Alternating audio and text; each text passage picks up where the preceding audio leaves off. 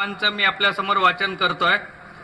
या ठरावांना एकत्रितरित्या आपण संमती द्यायची। 11 ठराव आहेत एकूण, एकत्रितरित्या संमती द्यायची आहे।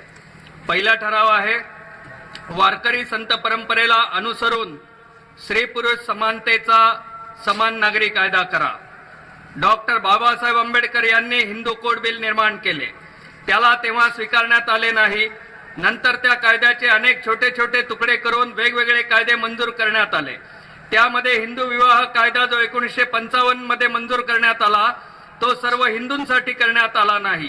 त्यामध्ये फक्त वैदिक पद्धतीच्या लग्नांना कायद्याने मान्यता देण्यात आली, परंतु बहुजनांच्या लग्न पद्धती, परंपरा आणि अधिकार यांची दखलही त्या कायद्यात नाही। यास्तव परंपरेचा अर्थ लावण्याचा अधिकार कोर्टांना देऊन बहुजनांना कोर्टाच्या मर्जीवरती सोपवण्यात आले। आज रोजी शीख, जैन, बौद्ध धर्मातील लोक व इतर पंथ यांच्याकडून स्वतंत्र धार्मिक कायद्याची मागणी केली जाते। त्याचबरोबर आदिवासी बांधवांचे निसर्गाशी देवत्वाचे नाते आहे। त्या संदर्भात आजपर्यंत कुठलाही कायदा करण्यात आलेला नाही किंवा त्यांना मान्यता देण्यात आलेली नाही। हिंदू विवाह कायदा 1950 कलम 2 पोटनियम 22 आर्टिकल 366 प्रमाणे केंद्र सरकारने राष्ट्रपतींच्या सहीने वटहुकूम काढत नाही तोपर्यंत हिंदू विवाह कायदा आदिवासींना लागू होऊ शकत नाही। शासनाने हिंदू कोड बिल तोडून मोडून जे मंजूर केले व त्यातून काही प्रश्न निर्माण झाले। या परिस्थितीतून बाहेर पडण्यासाठी डॉक्टर बाबासाहेब आंबेडकरांनी समान नागरी कायद्याची मागणी केली आणि शासनाने जबाबदारी दिल्यास त्या कायद्याचे प्रारूप तयार करण्याची इच्छा राज्यसभेत त्यांनी बोलूनही दाखवली होती। स्वातंत्र्याची 65 वर्ष ओलांडल्यानंतरही सर्वांना एकत्रित बांधणारा समान नागरी कायदा अजून शासन निर्माण करू शकले नाही। ही परिषद असा ठराव करते की या सरकारने समान नागरी कायदा करावा व त्यामध्ये स्त्री पुरुष यांचे समान अधिकार असावेत। त्यात दत्तक घेण्याची तरतूद, घटस्फोटाचा अधिकार, घटस्फोटित महिलेला नवऱ्याच्या संपत्तीत अर्धा हिस्सा मिळण्याची तरतूद असावी व समाजातील ज्या चालीरीती आणि पद्धती राज्यघटनेशी विसंगत नाहीत अशांना मान्यता देणे व संतांच्या परंपरेला मध्यवर्ती मानून हा कायदा असावा। ही परिषद असा ठराव करते की मुस्लिम समुदाय समान नागरी कायद्याला ते संमती देत नाहीत तोपर्यंत त्यांना तो लागू करू नये। अशा पद्धतीचा वारकरी संत परंपरेला अनुसरून स्त्री पुरुष समानतेचा समान नागरी कायदा करा, अशा पद्धतीचा पहिला ठराव आहे। दुसरा ठराव हा देहू केंद्रीय शासकीय संस्थेतून तयार झालेल्या हरिभक्त परायणांची पुजारी म्हणून नेमणूक करा, अशा पद्धतीचा दुसरा ठराव आहे। भारतातल्या सर्व देवळांमध्ये ब्राह्मण समाजाशिवाय इतर कुणालाही पुजारी होता येत नाही। शंकराचार्यांची जी पीठे आहेत त्या ठिकाणी ब्राह्मण समाजातील विशिष्ट पोट जातीतील शंकराचार्य होऊ शकतो। यामुळे धर्मावरती विशिष्ट समाजाचाच पगडा आहे। हिंदू धर्मातील इतर समाज बांधवांनाही पुजाऱ्याचा अधिकार मिळाला पाहिजे। ही परिषद असा ठराव करते की केंद्र शासनाने सर्व राज्य शासनांना सक्ती करावी की पुजारी किंवा हबप होण्यासाठी म्हणजेच धार्मिक दृष्टिकोनातून प्रावीण्य होण्यासाठी, देण्यासाठी, ठरवण्यासाठी संस्था उघडाव्यात व कायद्यामार्फत पुजारी होण्याचा अधिकार हिंदू धर्मातील सर्व समाजांना आहे असा नवा कायदा मंजूर करावा। त्यामध्ये महानुभाव पंथांची मंदिरे सोडून उरलेली सर्व मंदिरे शासनाने आपल्या ताब्यात घ्यावीत। त्या मंदिरांवरती शासनाने शासकीय संस्थेमधून उत्तीर्ण झालेल्या हबपची नेमणूक करावी। ही परिषद शासनाला असे सुचवते की तुकाराम महाराजांचे देऊ हे ठिकाण ठरवून त्या ठिकाणी वारकरी संतांच्या परंपरेला अनुसरून शिक्षण देणारी पूर्णतः शासकीय मालकीची पुजारी निर्मितीची संस्था किंवा विद्यापीठ उघडावे व त्यातून प्रावीण्य मिळवलेल्यांची पुजारी म्हणून नेमणूक करावी, अशा पद्धतीचा हा दुसरा ठराव आहे। तिसरा ठराव आहे, ओबीसींचे आरक्षण काढून घेण्याचे राष्ट्रीय स्वयंसेवक संघाचे कारस्थान हाणून पाडा। अनुसूचित जाती जमातींच्या आरक्षणाला राज्यघटनेचे संरक्षण आहे। लक्षात घ्या, ओबीसींनी विशेषतः लक्षात घेतलं पाहिजे। अनुसूचित जाती जमातींच्या आरक्षणाला राज्यघटनेचे संरक्षण आहे। अशा जाती जमातींची यादी 7व्या अनुसूचीने संरक्षित केलेली आहे. विश्वनाथ प्रताप सिंग सरकारला राम मंदिर बाबरी मस्जिद प्रकरणात कोंडीत पकडण्यासाठी RSSने सुरू केलेल्या हिंसक आंदोलन आणि दंगलीच्या पार्श्वभूमीवर ओबीसींना आरक्षण देणाऱ्या मंडल आयोगाच्या अंमलबजावणीची तरतूद आणि ओबीसींची यादी घटनेच्या सूचीमध्ये अंतर्भूत करणे सरकारला शक्य झाले नाही. विश्वनाथ प्रताप सिंग सरकारच्या काळातली गोष्ट. राष्ट्रीय स्वयंसेवक संघाचे जाती वर्चस्ववादी धर्मांध राजकारण याला जबाबदार आहे.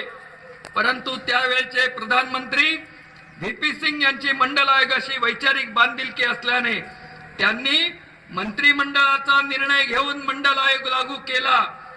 त्याच्या अंमलबजावणीचे आदेशही त्वरित काढण्यात आले. या आदेशाला काही मुठभरांनी सुप्रीम कोर्टात आव्हान दिले. परंतु मंत्रिमंडळाचा निर्णय राज्यघटनेशी सुसंगत असल्याचा स्पष्ट निर्णय निर्वाळा हा सर्वोच्च न्यायालयाने दिला. RSSचे प्रमुख मोहन भागवत यांनी आरक्षणाची समीक्षा मागितली आहे. त्यांचा पूर्ण रोख इतर मागासवर्गीयांवर म्हणजे ओबीसींवर आहे.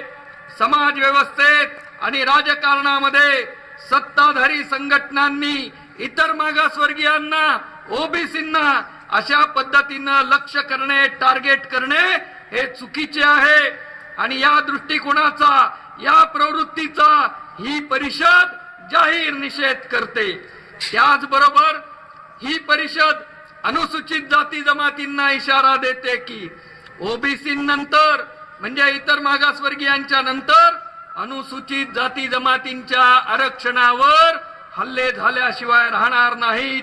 त्या दृष्टीने सावध राहावे. आज राष्ट्रसंघ प्रमुख मोहन भागवत यांनी आरक्षण व्यवस्थेच्या समीक्षेची घोषणा केली आहे. त्याचा अर्थ ओबीसींनी लक्षात घ्यावा. ज्या दिवशी आरक्षण समीक्षेसाठी समिती गठीत होईल त्याच दिवशी मंडल आयोगांच्या शिफारसींची चिकित्सा करायची आहे असे कारण देत मंडल आयोगाच्या अंमलबजावणीला पहिल्यांदा स्थगिती दिली जाईल.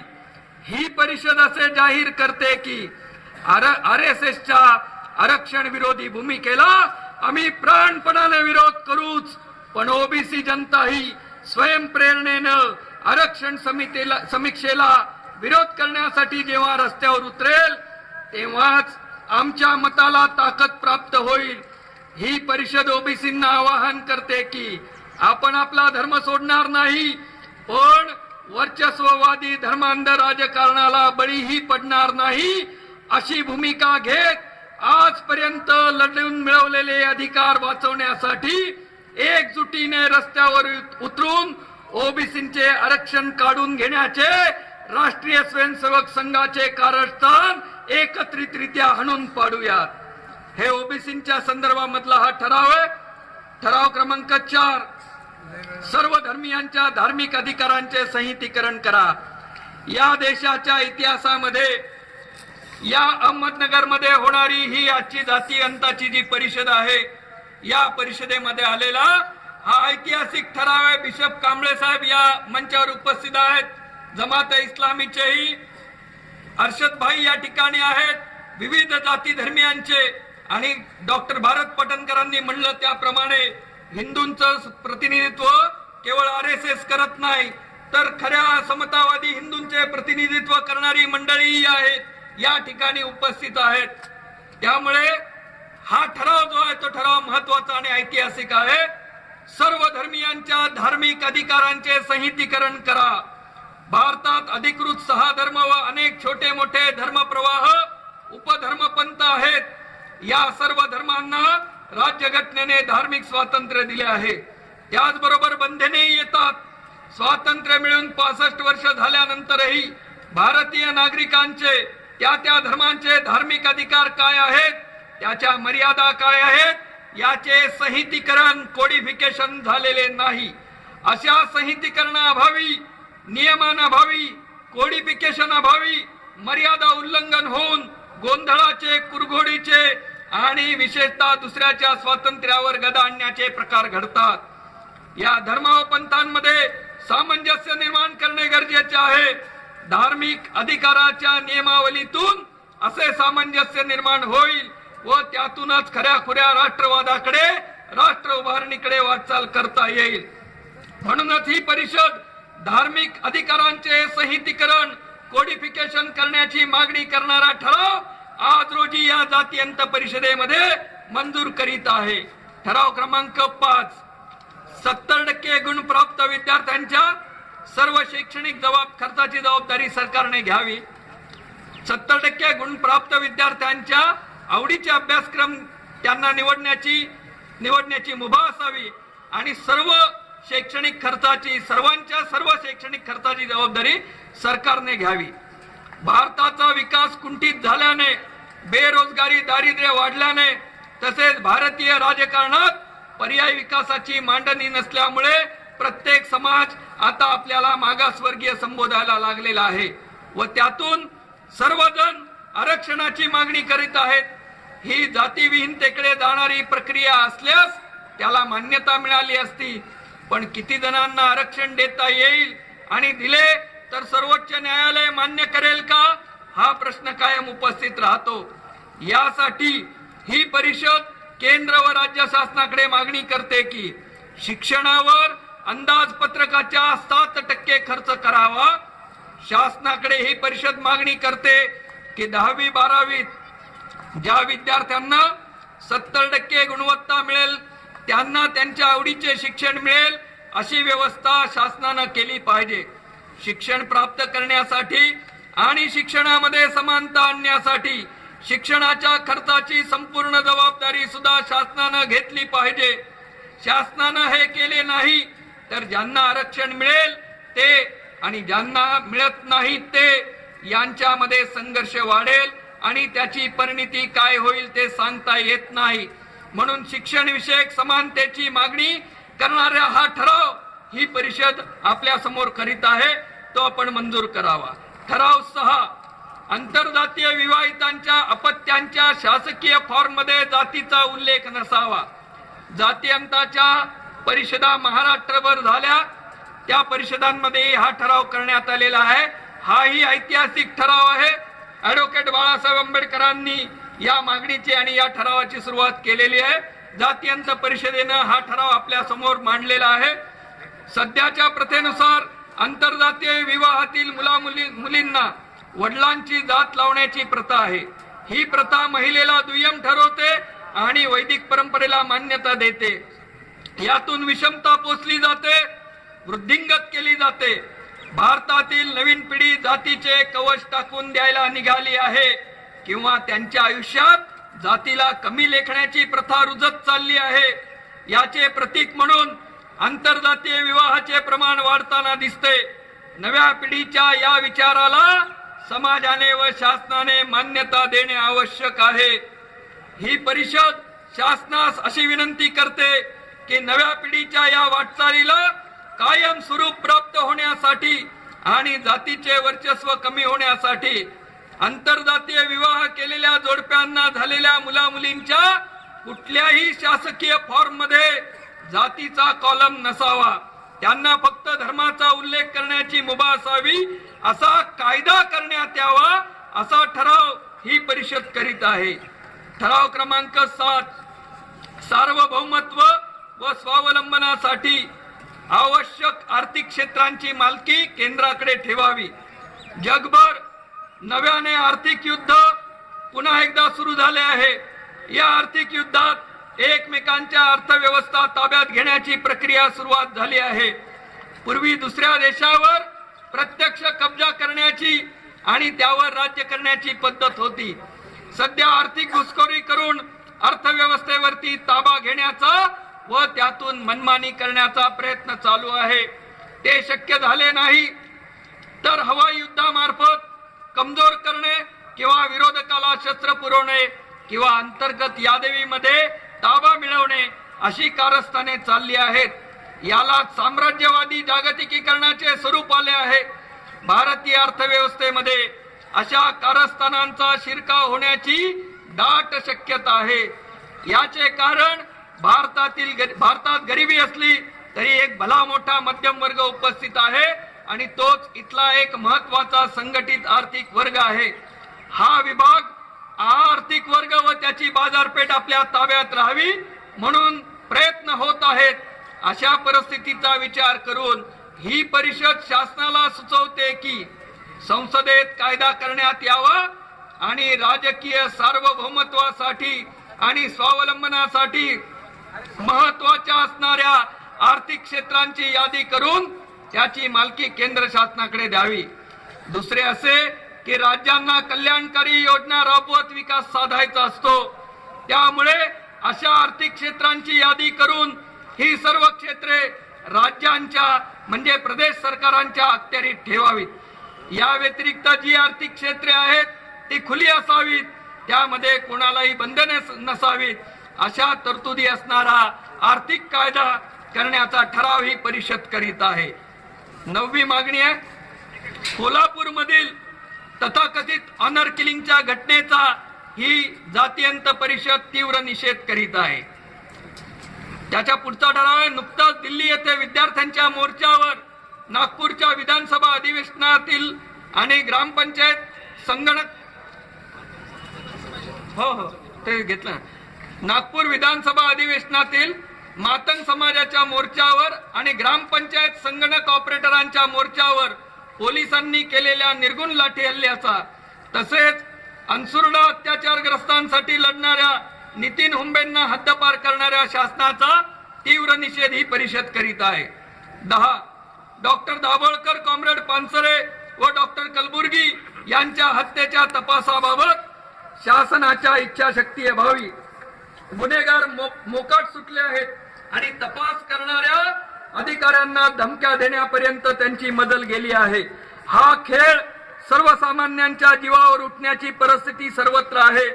ही परिस्थिती बदलण्यासाठी जनतेनेच पुढाकार घ्यावा असे आवाहन ही परिषद करीत आहे. आणि 11 आजची जातीयंत परिषद यशस्वी करण्यासाठी अविश्रांत मेहनत करणाऱ्या अहमदनगर जिल्ह्यातील कार्यकर्त्यांच्या अभिनंदनाचा ठराव ही परिषद करीत आहे. असे 11 ठराव हे आपल्या समोर मांडण्यात आलेले आहे. जातीयंताच्या दृष्टीनं या देशामध्ये डाव्या आणि फुले आंबेडकरवादी शक्तींनी एकत्र येऊन ॲडव्होकेट बाळासाहेब आंबेडकरांच्या नेतृत्वाखाली गेल्या वर्षभरापासून महाराष्ट्रातल्या कानाकोपऱ्यामध्ये हा जातीयंताचा विचार पसरवण्याचं काम हे सुरू ठेवलेलं आहे. आजची ही परिषद ही कोल्हापूरच्या परिषदेच्या पुढच्या पावलावर आहे, पुढच्या पायरीवर आहे. आजपर्यंत doctor Kalburgi, doctor Dabholkar, comrade Pansare यांचे खून करणाऱ्या शक्तींच्या विरोधामध्ये आपण ठराव केले, आपण मोर्चे काढले. या शक्तींच्या पाठीमागे असणाऱ्या राष्ट्रीय स्वयंसेवक संघाला आणि त्यांच्या राष्ट्र उभारणीच्या राष्ट्रवादाच्या सिद्धांताला आव्हान देण्याचं ऐतिहासिक काम हे आजच्या परिषदेच्या निमित्तानं ॲडव्होकेट बाळासाहेब आंबेडकरांच्या नेतृत्वाखाली झालेला आहे. मुद्दा राष्ट्रीय स्वयंसेवक संघाशी आहे. या ठिकाणी आम्ही हे आवाहन केलेलं आहे की राष्ट्रीय स्वयंसेवक संघानं या प्रश्नांना उत्तरं द्यावी. आरक्षण रद्द करून जाती व्यवस्था कायम ठेवून ब्राह्मणांचं वर्चस्व धार्मिक, सांस्कृतिक, आर्थिक, सामाजिक क्षेत्रात कायम ठेवून आणि या देशातल्या बहुजन समाजाला गुलामीमध्ये ठेवून शेतकऱ्याला आत्महत्याग्रस्त ठेवून तुम्ही कोणत्या विकासाची कल्पना आणि कोणत्या राष्ट्र उभारणीची कल्पना करता आहात? या प्रश्नाचं उत्तर जर सकारात्मक दिलं नाही, जर या देशाच्या जनतेच्या बाजूचं दिलं नाही, तर आम्हाला नव्या प्रकारच्या घोषणेकडे जावं लागेल. RSS मुक्त भारताच्या दिशेनं जावे लागेल असं ॲडव्होकेट बाळासाहेब आंबेडकरांचं म्हणणं आहे. आणि या ठरावांच्या अनुषंगानं ॲडव्होकेट बाळासाहेब आंबेडकर हे त्यांची भूमिका स्पष्ट करतील. हा ठराव मी आपल्या समोर हे सर्व ठराव मंजुरीसाठी देत आहे. आपण मंजुरीच्या साठी टाळ्या वाजवाव्यात आणि हात वर करावेत अशी आमची विनंती, असं आव्हान आहे. बाळासाहेब आंबेडकर आगे बढ़ो, हम तुम्हारे साथ हैं. बाळासाहेब आंबेडकर आगे बढ़ो, हम तुम्हारे साथ हैं. जाती मुक्त आंदोलन, जाती मुक्ती जाती आंदोलन आणि आयोजित राज्यव्यापी जातीमुक्ती परिषदेचे ठराव हे आपण या ठिकाणी हजारोंच्या संख्येनं हजर असणाऱ्या बंधू भगिनींनी मंजूर केलेले आहेत. मी ऍडव्होकेट बाळासाहेब आंबेडकरांना विनंती करतो की या जातीअंताचं लोण जे आहे, या जातीअंत परिषदा आणि या जातीअंताचा विचार हा फुले शाहू आंबेडकरांचा विचार, हा विचार महाराष्ट्राप्रमाणेच महाराष्ट्राच्या बाहेर देशभर वणव्यासारखा गेला पाहिजे. ती काळाची गरज आहे. या दृष्टिकोनातून या जातीवादी शक्तींना आव्हान देणाऱ्या भूमिकेच्या बद्दल मांडणी ऍडव्होकेट बाळासाहेब आंबेडकरांनी करावी, मार्गदर्शन आपल्याला करावं अशी विनंती मी आपल्या ऍडव्होकेट बाळासाहेब आंबेडकरांना करतो. त्यांनी आपली मांडणी सुरू करावी.